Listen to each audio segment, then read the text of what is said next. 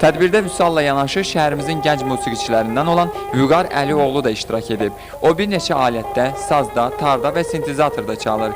Gəncəm, Bağışla məni, Gəncə qızları və bu kimi 5 mahnının bəstəsi də ona məxsusdur. Festivalda isə Vüqar tarda dahi bəstəkarlarımızın əsərləri ilə və muğamlarla çıxış edib. Biz trio formasında getmişdik. Tar, kamança, qabal. Yəni qabal salamımız oxuyurdu. Və 2 nəfər də rəqqasımız idi. Və bizim bu ifamız çox xoşlarına gəldi. Bizə çox gözəl, yəni bizə qiymət verdilər orada. Bizim musiqiyə çox qeyri-adi bir yer ayırdılar. Bizim alətlərdən çox xoşlar gəlmişdi. Qeyd edək ki, Polşanın Semper Avanti təşkilatı bu festivalda iştirak etmək üçün Azərbaycandan 7 nəfər gənci dəvət etmişdi.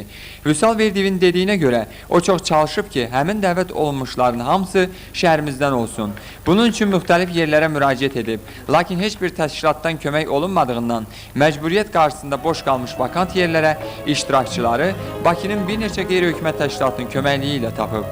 Ceyhun Səfərov, Rövşən Əmrəslanoğlu, Vaqif İbrahim Xəlil, Xəbər Plus.